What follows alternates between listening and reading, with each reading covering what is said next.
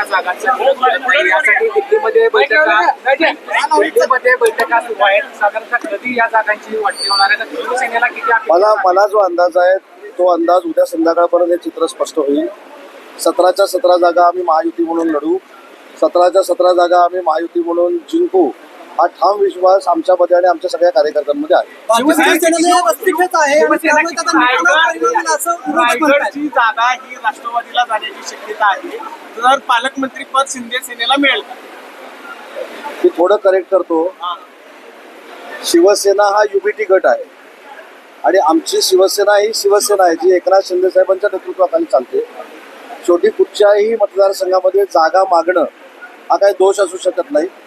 इथं राष्ट्रवादी काँग्रेस पार्टीपेक्षा आमच्या मतदारांची संख्या जास्त आहे, म्हणून कोकणातल्या आम्ही सगळ्या कार्यकर्त्यांची जागेची मागणी केलेली आहे.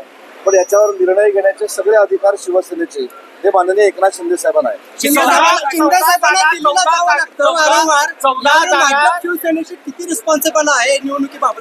शिंदे साहेबांना वारंवार दिल्लीला जावं लागतं, यावरून भाजप किती रिस्पॉन्सिबल आहे? त्याच्यामध्ये पण थोडं करेक्ट करतो.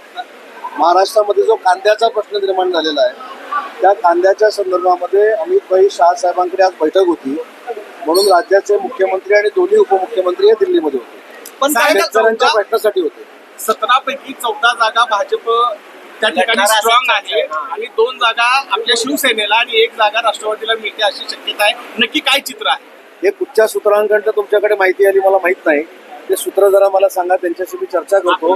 पण असं नक्की होणार नाही. किती जागांची मागणी असणार आहे? किती जागांची नाही, मागणी किती जागांची केली हे आपल्याला माहिती आहे. आपल्या ज्या पूर्वीपासून निवडून आलेल्या 5 जागा आहेत त्यांची आम्ही मागणी केली आणि अधिकच्या जागांची मागणी केलेली आहे. परंतु ही जरी मागणी असली तर याचे सर्व अधिकार माननीय एकनाथ शिंदे साहेबांना आहेत. 70 मत आहे. शिवसेनेचा उमेदवार कोण असणार आहे? कारण रस्सीकेच खूप आहे. तुम्ही आता सांगितले की आपल्यात जरासा गोंधळ आहे अंतर्गत. महिलांना काय त्याच्यामध्ये? आमच्यामध्ये गोंधळ नाही आहे, आमच्यामध्ये समन्वय नाही आहे. आता भगीरथ दादा पक्षामध्ये आलेले आहेत, अनिल दादा सावंत पक्षामध्ये आलेले आहेत. तर जुना नवा हा कुठेही भेदभाव असू नये हा त्याचा मतितार्थ होता. कारण जे पक्ष पूर्वीपासून चालवत आहेत त्यांचा देखील मान सन्मान राहिला पाहिजे.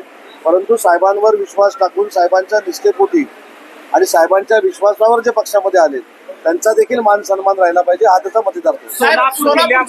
कार्यकारिणी कधी आपली जाहीर होणार आहे? पुढच्या 1 महिन्यामध्ये सोलापूरची जिल्हाध्यक्षांपासून ते विभाग प्रमुखांपर्यंत सगळी कार्यकारिणी जाहीर होईल. दर्शन घेतलं मी सांगितलं ना, मी ज्यावेळी इथं आलो त्यावेळी मला असं कळलं की जिल्हाधिकाऱ्यांनी